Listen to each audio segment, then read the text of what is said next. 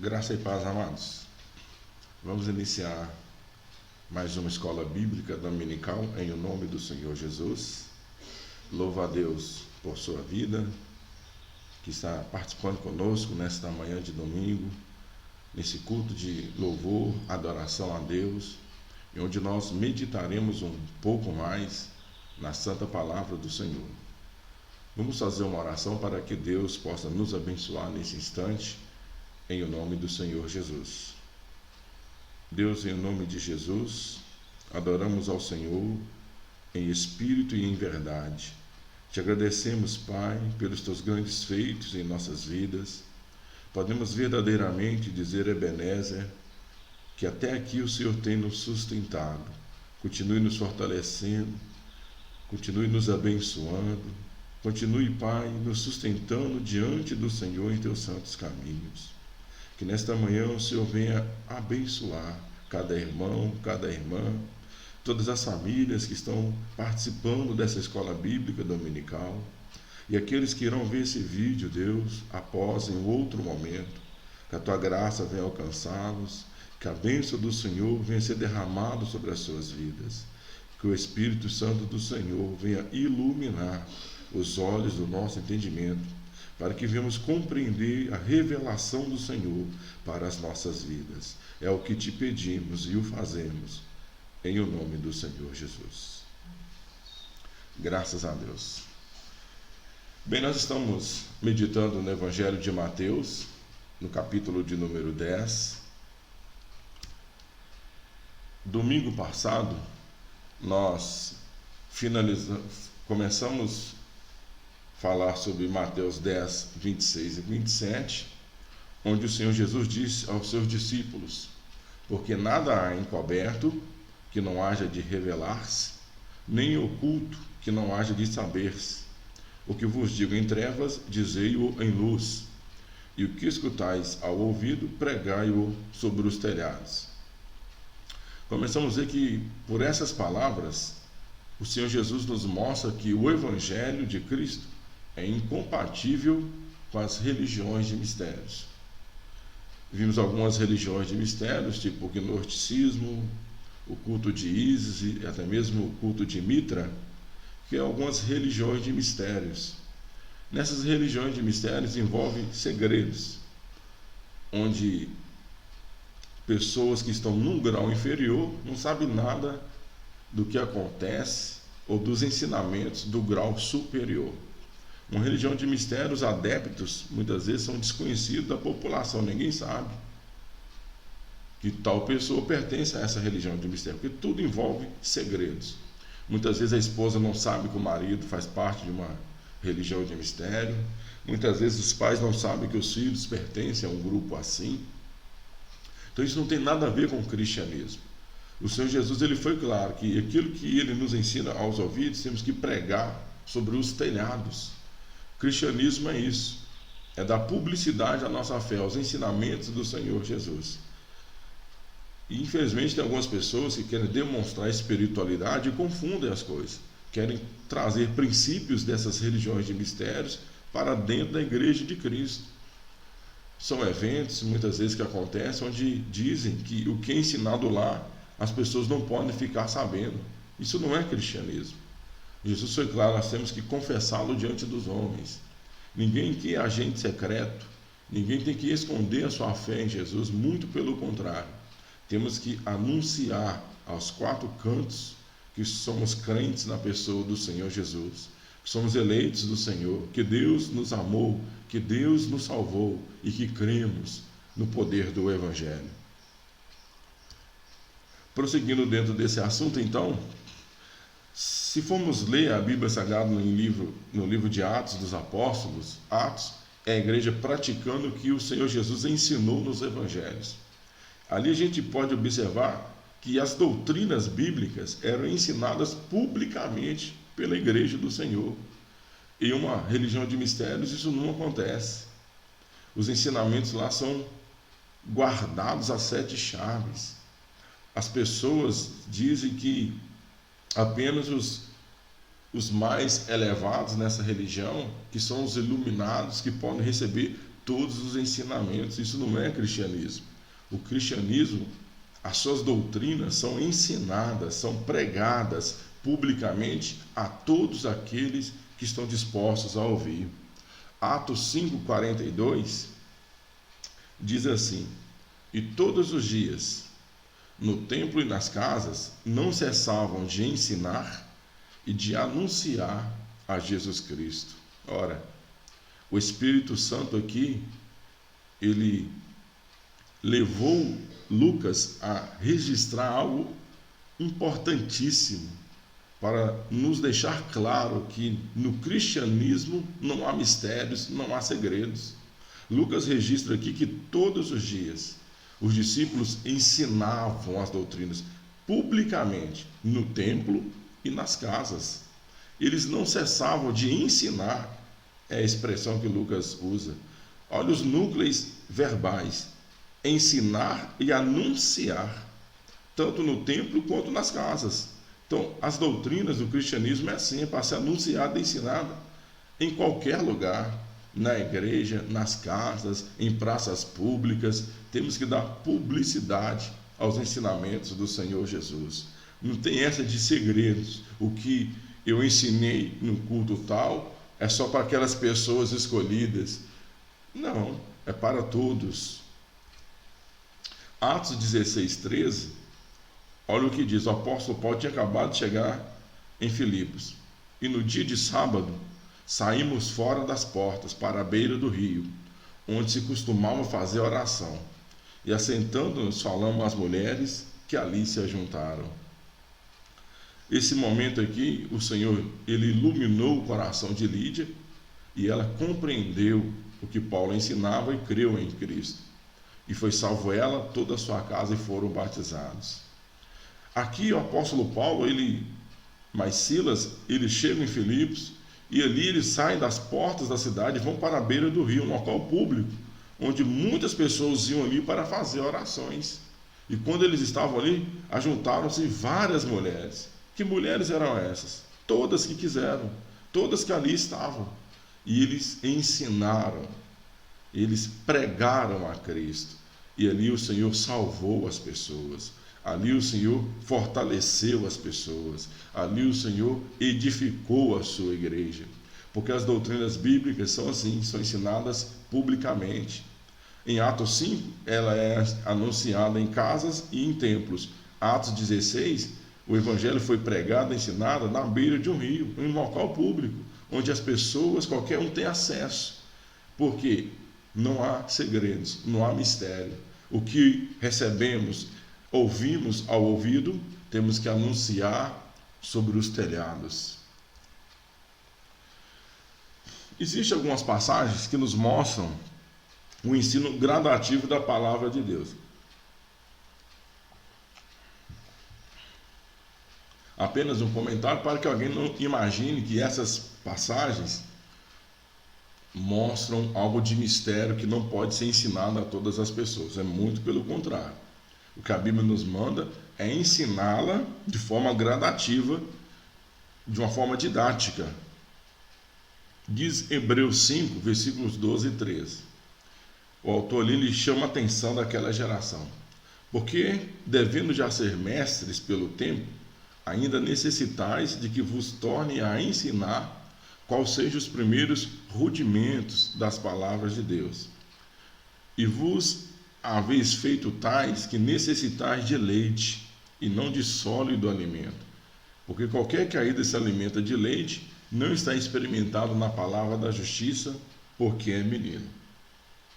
Aqui o autor ele chama a atenção daquela geração, porque já tinha muito tempo que eles estavam na presença de Deus. Já era para eles serem mestres pelo tempo que passou, mas eles ainda estavam necessitando de leite e não de alimento sólido. Ele fala que a palavra de Deus ela é ensinada de duas formas, como leite e como alimento sólido. Ora, é como no recém-nascido, é como no ser humano. Quando se nasce, o primeiro alimento é o leite, para depois passar para o alimento sólido. E na vida espiritual é assim. Nascemos de novo, diz o Senhor Jesus. É necessário nascer de novo. E quando nascemos de novo, temos que nos alimentar com leite, aqueles rudimentos da palavra de Deus, a base, para depois passarmos para o alimento sólido. É isso que a passagem nos mostra. É uma coisa didática, não está falando de mistérios, não está falando de segredos. O reformador João Calvino, explicando essa passagem nos seus comentários bíblicos, ele diz o seguinte: devemos aprender ao longo de toda a vida, porquanto verdadeiramente sábio é aquele que sabe quão longe se acha do perfeito conhecimento. Mas devemos progredir em nosso aprendizado, a fim de não ficarmos sempre no conhecimento rudimentar. Ao contrário, é indispensável que nos esforcemos para que o nosso progresso corresponda ao tempo que nos é concedido. Então, na visão do reformador de Genebra, essa passagem mostra exatamente isso, que nós temos que aprender ao longo do tempo. Devemos progredir no nosso aprendizado, passando do leite para o alimento sólido. Não há questões de mistérios e nem de segredos aí. Esta é a interpretação bíblica. Assim entendiam os pais da igreja, assim entendiam os reformadores. Hoje, infelizmente, alguns pastores coaches, que muitas vezes querem manipular o povo, pegam passagens assim e dizem que está falando de segredos, de mistérios, de revelações que é dada apenas para alguns. E, na verdade, estão deturpando a fé. Estão manipulando a igreja de Cristo. Mas temos que voltar à essência do Evangelho. Com o cristianismo, não existe mistérios. O que aprendemos ao ouvir, temos que anunciar sobre os telhados. João Calvino ele prossegue dizendo: leite é o ensino elementar, no qual o ignorante se inicia. Iniciamos a fé, recebemos o leite. Aqueles, pois, que são demasiadamente tenros em idade, que não podem receber um doutrinamento mais avançado, são chamados de criança. Assim João Calvino entendia essa passagem então. Lutero entendeu da mesma forma, Zwinglio, os reformadores assim, em todos os seus escritos, interpretam essa passagem da mesma forma. Ele prossegue: certamente que a doutrina de Cristo prevê leite para as crianças, assim como prevê alimento sólido para os adultos. É uma questão didática. É como aprendemos o português. Iniciamos aprendendo as vogais, depois as consoantes, depois a juntar as letrinhas, a juntar as palavras. É um ensinamento progressivo. E no cristianismo é assim. O ensinamento inicial é o leite. A doutrina, como vai se avançando, ela vira um alimento sólido para a glória de Deus. Um outro texto de Hebreus, também que mostra isso, é o capítulo 6, versículos 1 e 2, onde fala dos rudimentos da palavra. Por isso, deixando os rudimentos da doutrina de Cristo, prossigamos até a perfeição, não lançando de novo o fundamento do arrependimento de obras mortas e de fé em Deus, e da doutrina dos batismos, e da imposição das mãos, e da ressurreição dos mortos, e do juízo eterno. Aqui o autor, então, ele diz que nós temos que deixar os rudimentos da palavra, temos que prosseguir, progredir, crescer no conhecimento. É que o apóstolo Pedro diz que nós temos que crescer no conhecimento de Cristo. Conhecemos e temos que prosseguir no conhecimento. Crescer, antes crescer no conhecimento. O que é crescer no conhecimento? É deixar os rudimentos da palavra. É sair do leite e ir para o alimento sólido. Isso não é questão de mistério, isso não é questão de segredos. É uma questão de didática, de crescimento na fé. Essa passagem, João Calvino, nos seus comentários bíblicos, ele diz o seguinte: pela expressão rudimentos, o autor tem em vista aquela catequese introdutória que se deve aplicar aos não instruídos, ao serem eles recebidos no seio da igreja. Então, quando a pessoa é recebida no seio da igreja, ela é doutrinada, ela passa por um catecismo das doutrinas, dos rudimentos da palavra do Senhor. Aquele alimento, o leite, o ensinamento inicial, para depois ir para o crescimento, para o alimento sólido. E João Calvino prossegue: ele os convida a deixarem tais matérias rudimentares, não porque os crentes devem esquecê-las, mas para que permaneçam nesse estágio menos tempo quanto possível. Por isso o autor diz que temos que deixar os rudimentos. O deixar não é esquecer, não é abandonar, é passar para o ensinamento seguinte, é amadurecer, é ficar o quanto menos tempo possível como criança. A Bíblia diz que não temos que permanecer como crianças na fé, como meninos na fé. Temos que chegar a ser adultos. O apóstolo Paulo diz que ele era menino, falava como menino, mas chegou a ser homem, chegou à fase adulta. Que todos os cristãos chegam nesse amadurecimento, que saiam do leite e passam para o alimento sólido. Mas isso não é segredo, não é mistério. É crescimento na fé, é crescimento no conhecimento do Senhor Jesus. Bem, o Senhor Jesus ele falou muitas vezes por parábolas.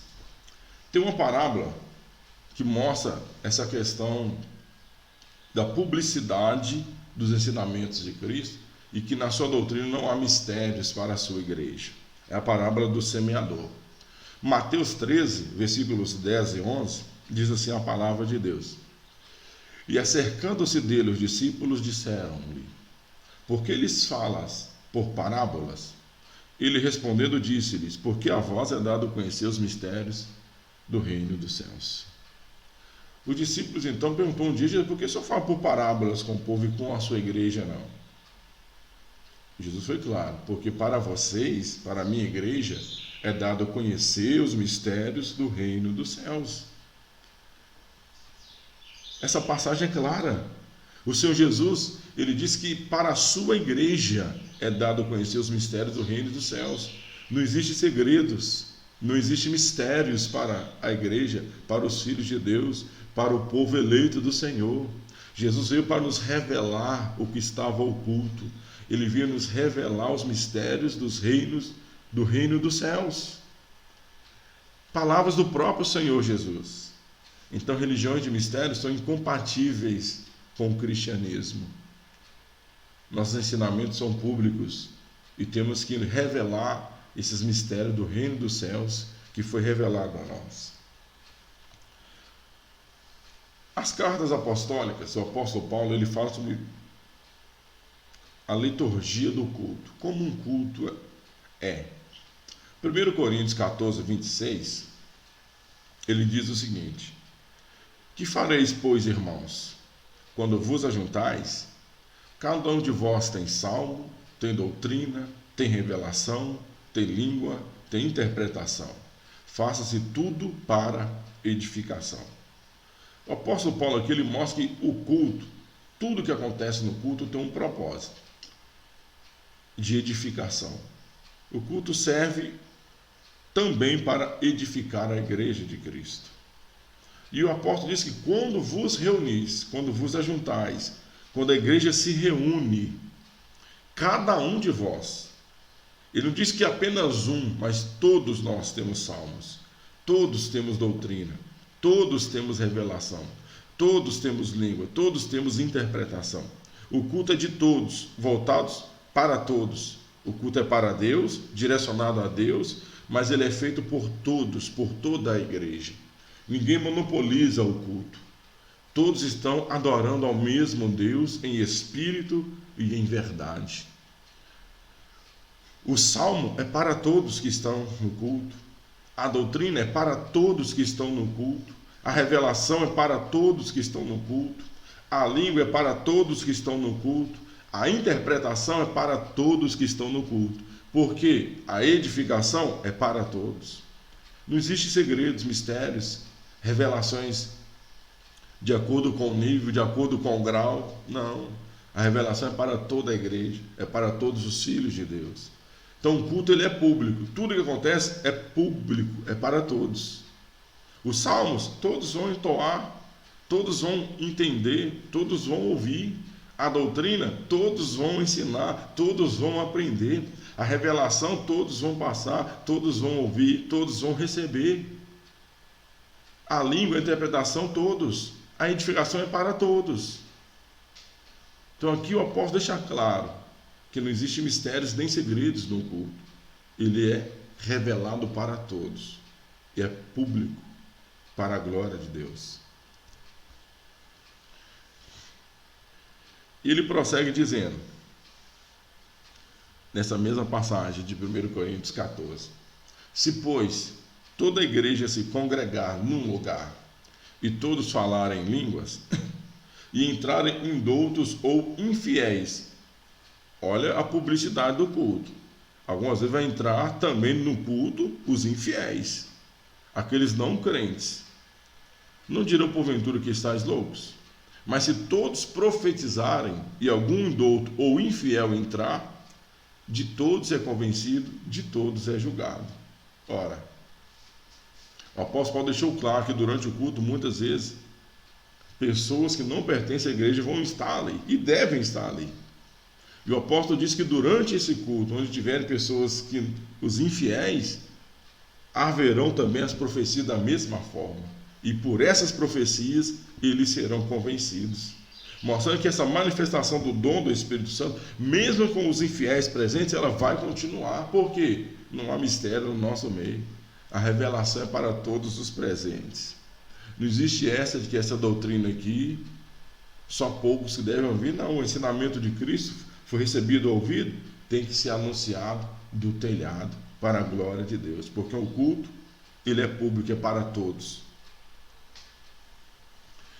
Existem dois sacramentos na igreja, dois rituais deixados por Cristo. Um deles é o batismo, o outro é a ceia do Senhor. Numa religião de mistérios, os seus rituais, talvez é o momento de mais segredo, onde envolve mais mistérios. Apenas as pessoas iniciadas em tal grau que sabem o tipo de ritual que lá contém. Uma pessoa do nível 1 entende os rituais do nível 1. Aquilo que acontece no nível 33, por exemplo, ele não sabe o que acontece lá. Os rituais que ali acontecem. Uma pessoa que está no grau 20, ele entende todos os rituais do grau 20 para baixo. Os rituais que acontecem do grau 21 para cima, ele não vai entender. No cristianismo não existe isso. Os nossos sacramentos, o batismo, o sacramento inicial, ele é público. Todos sabem o que é um batismo, como ele é feito, no nome de quem ele é feito, a pessoa que o recebe, a pessoa que o administra. Mateus 28, 19, o Senhor Jesus então diz: portanto, ide, fazei discípulos de todas as nações. Após essa pessoa se tornar um discípulo do Senhor, batizando-os em nome do Pai, do Filho e do Espírito Santo. Então a pessoa recebe o Evangelho de Cristo, se torna um discípulo de Cristo e é batizado em nome do Pai, do Filho e do Espírito Santo. Essa é a doutrina do batismo. Isso é o sacramento do batismo. Se o cristianismo fosse uma religião de mistério, esse batismo ia ser algo voltado, envolvido em mistérios e segredos que ninguém poderia ver o que acontece lá. Contudo, Atos 8, 36 e 38 diz o seguinte: estava Filipe ensinando a doutrina do cristianismo para o eunuco, e indo eles caminhando, chegaram a uma certa água, e disse o eunuco: eis aqui a água, quem pede que eu seja batizado? E mandou parar o carro, e desceram ambos a água, tanto Filipe como o eunuco, e o batizou. Ora, eles estavam num lugar público, numa estrada. De repente, eles passam em um local onde tinha água. O eunuco já tinha recebido o Evangelho de Cristo. Já cria que Jesus era o Filho de Deus. Já tinha se tornado um discípulo do Senhor. E ele já tinha aprendido sobre o batismo. Então ele fala: eu quero ser batizado. A água está aí. Era um local público. Da mesma forma que eles passaram ali e pararam, outras pessoas poderiam passar naquele exato momento. Era uma estrada. Era um local público. Mas isso não impediu Filipe de o batizar ali. Por quê? Porque o batismo, o sacramento santo que ele também é público. Todos podem participar, todos podem ver o que acontece. Não escondemos nada de ninguém. Porque essa é a nossa fé. Aquilo que aprendemos ao ouvido, anunciamos sobre os telhados. Então, queridos, dentro dessa matéria sobre o cristianismo, espero que tenha ficado claro Nós temos que dar publicidade à nossa fé, aos nossos ensinamentos, às nossas doutrinas, aos nossos cultos, aos nossos sacramentos, a nossa confissão. Todos têm que saber que somos cristãos. Não devemos esconder nada de ninguém. Esta é a ordem do Senhor Jesus. Bem, Mateus 10, 28 agora, diz o seguinte: o Senhor Jesus prossegue no seu ensinamento: e não temais os que matam o corpo e não podem matar a alma. Temei antes aquele que pode fazer perecer no inferno a alma e o corpo. Esse versículo nos ensina muitas coisas. Quero me prender a 4 verdades dentro desse versículo 28 de Mateus capítulo 10. A primeira dela é a resposta dessa pergunta que está aí: a quem devemos temer? Muitas vezes nós vivemos em uma sociedade onde os nossos líderes, nossos governantes, tentam impor temor ou terror sobre os seus governados. Muitas vezes eles estão influenciados por ensinamentos filosóficos e intentam impor esse terror sobre os governados, e as pessoas temem os seus líderes, os seus governantes. Maquiavel já dizia ao rei: entre ser amado e temido, que lhe seja temido. E tem muitos governantes que fazem isso. Mas Jesus não, ele deixou claro que nós não devemos temer ao homem. Nós devemos temer apenas um. Mas a primeira verdade, então, que temos que entender: a quem devemos temer? Não é o homem. Porque Jesus deixou claro: não temais os que matam o corpo e não podem matar a alma. Nessa parte do versículo deixou claro que o nosso temor não é direcionado ao homem, porque o homem, o máximo que ele pode fazer é matar o corpo, jamais matar a alma. Alguns versículos anteriores nós vimos sobre a perseguição que muitas vezes virá sobre nós, sobre os crentes, sobre a igreja de Cristo. E diante dessa perseguição, vamos temer o homem? Jamais, porque o homem, o máximo que ele fará é matar o corpo, não conseguirá tocar em nossas almas. Os homens então só podem matar o corpo e não podem matar a alma. Portanto, não devemos temer aos homens. Então a resposta para essa pergunta não pode ser o homem. A quem devemos temer? Se você tem temido o homem, a sua fé ainda não é uma fé totalmente arraigada na palavra de Deus. Porque a Bíblia, ela não nos manda temer ao homem, muito pelo contrário. A perseguição que o homem impõe sobre a sua vida, as aflições que às vezes se levantam contra a sua vida por causa dos homens, essas aflições não podem trazer temor ao seu coração, não pode trazer pânico, não pode roubar a sua fé. Porque o máximo que o homem chegará é matar o seu corpo, jamais a sua alma. Salmo 118, versículo 6, o salmista, ele entendeu essa verdade e, iluminado pelo Espírito Santo, ele diz: o Senhor está comigo, não temerei o que me pode fazer o homem. O Senhor está conosco. O Senhor Jesus foi claro: eis que estou convosco todos os dias, até a consumação do século. Se o Senhor está conosco, não devemos temer o que nos pode fazer o homem.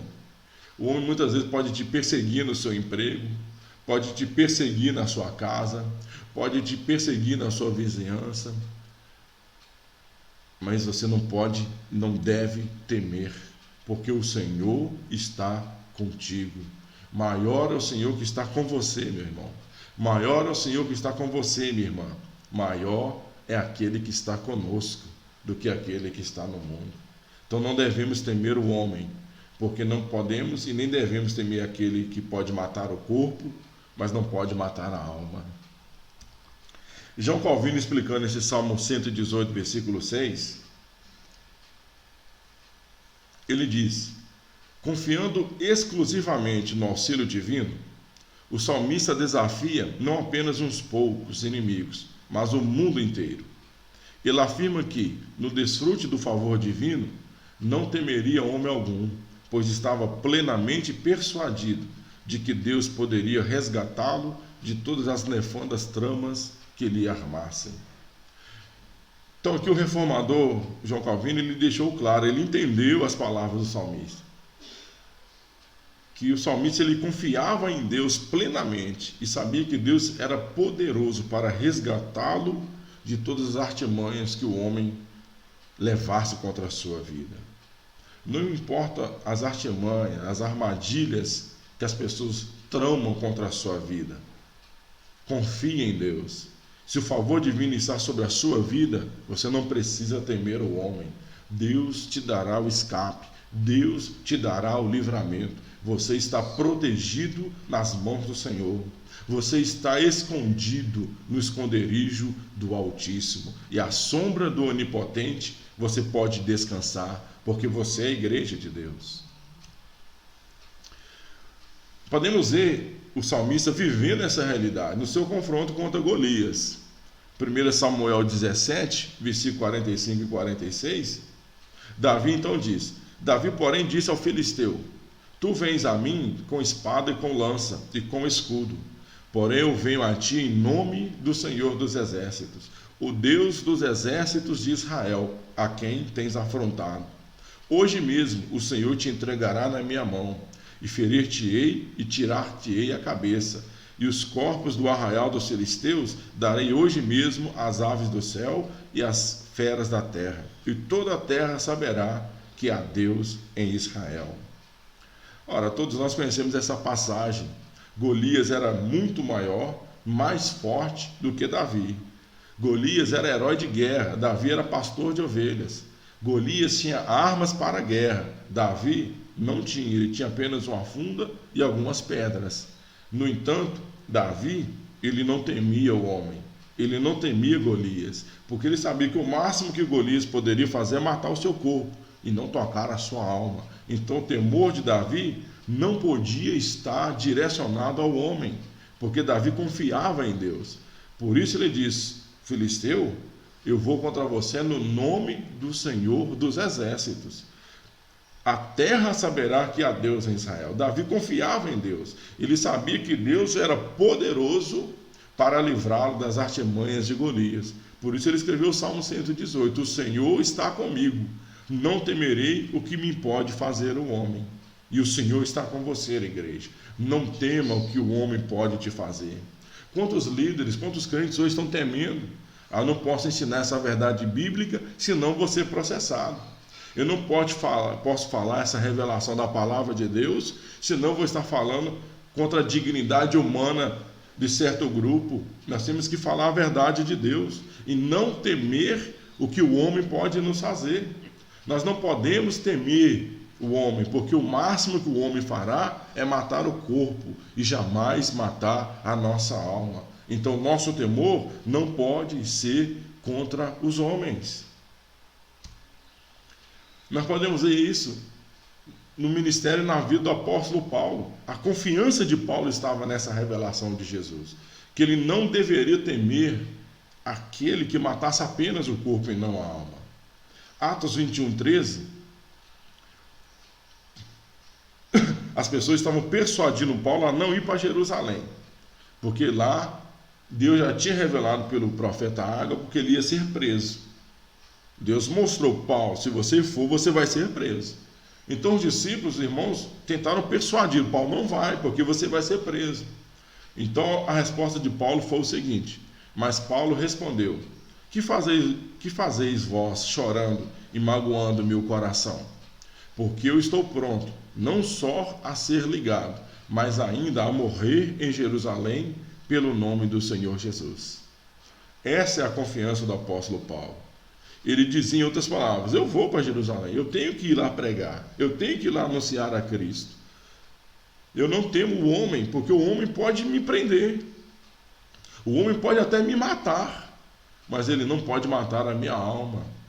E o Senhor Jesus tinha ensinado, nos ensinou, Paulo dizia, que não devemos temer quem mata apenas o corpo e não a alma. Então eu irei para Jerusalém. Eu posso ser preso, eu posso morrer, mas não temo o homem, porque o homem não pode matar a minha alma. Não tema, igreja, o que o homem pode te fazer. A sua confiança tem que estar em Deus. Se Deus está conosco, não iremos temer o que pode nos fazer o homem. Louvado seja o nome do Senhor. Podemos ir também nessa passagem de Mateus 10, 28, sobre a constituição humana.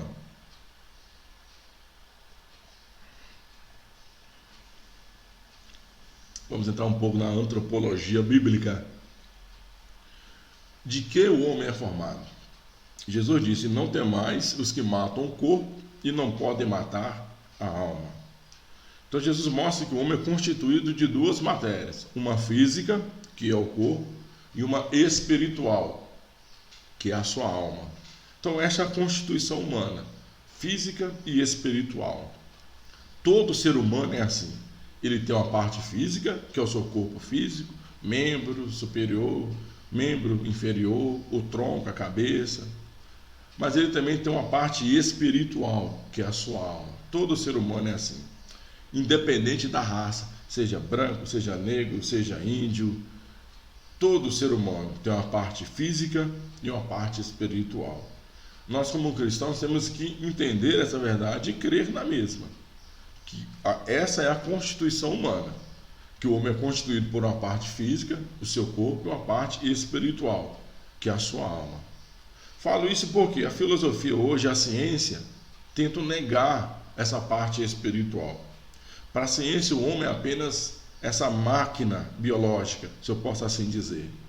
Que o homem é apenas essa composição de DNA.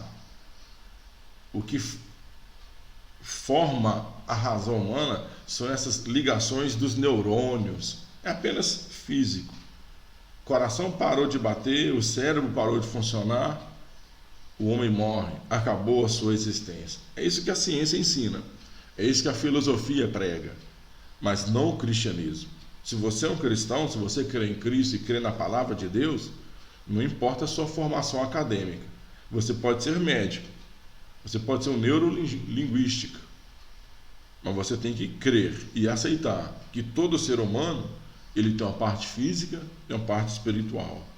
Você pode ser um psiquiatra, mas você tem que crer, independente do que Freud ensinou, que todo ser humano tem um corpo e tem uma alma.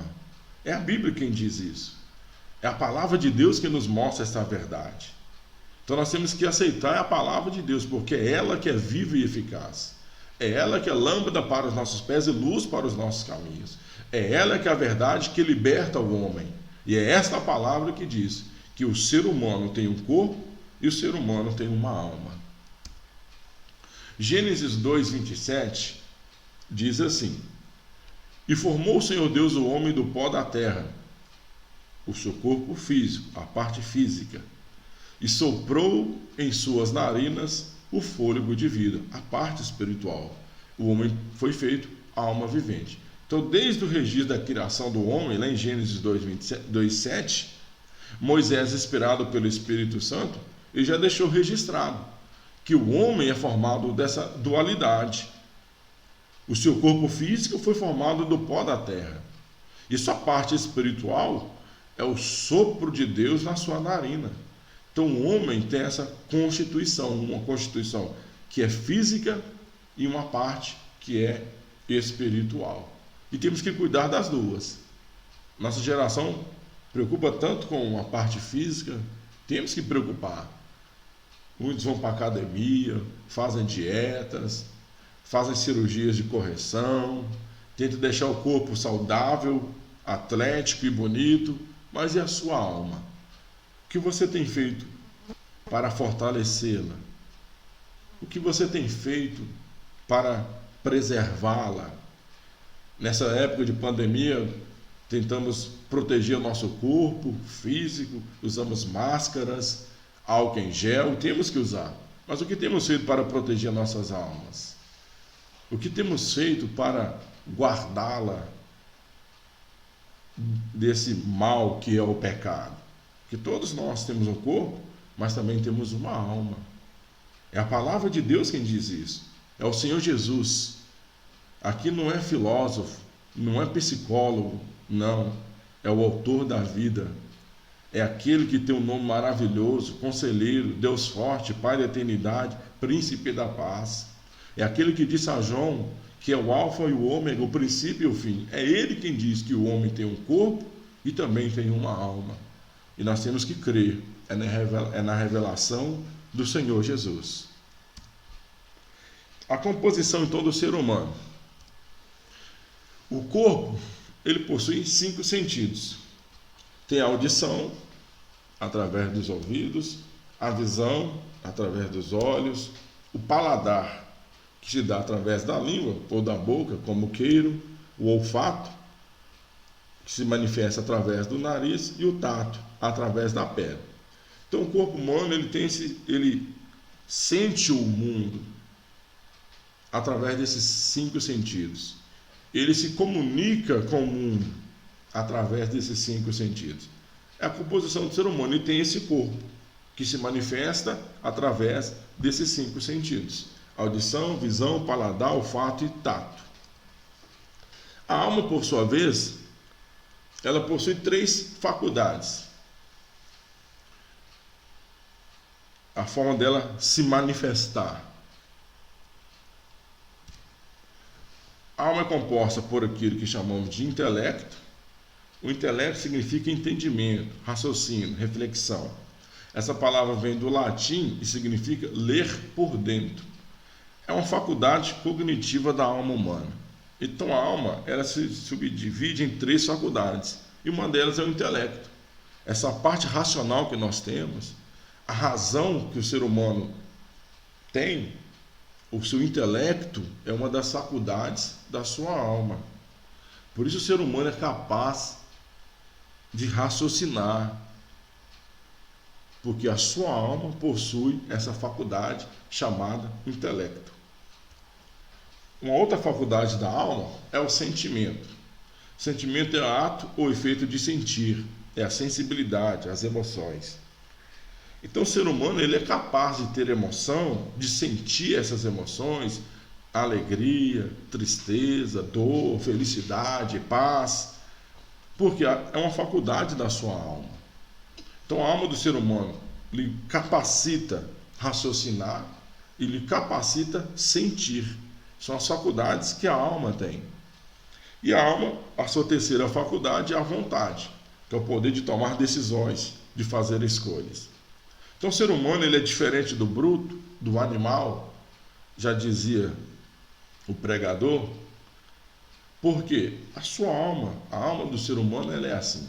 Ela tem essas 3 faculdades: intelecto, sentimento e vontade. Ele é capaz de raciocinar, de sentir e de tomar decisões, de fazer escolhas. Então o homem é um corpo físico que possui esses 5 sentidos, e ele tem uma alma que possui essas 3 faculdades. Então essa é a composição do ser humano: uma parte física e uma parte espiritual. Martinho Lutero, o grande reformador da Alemanha, na sua obra Da Liberdade do Cristão, ele diz o seguinte: cada cristão possui uma natureza dúplice, a espiritual e a corpórea. No que diz respeito à sua alma, ele é chamado de homem espiritual, de novo, de interior. E que no que diz respeito à sua natureza física, de carne e sangue, ele é chamado de homem corpóreo, velho homem, homem exterior. Então Martinho Lutero ele interpretou também, entendeu as palavras do Senhor Jesus.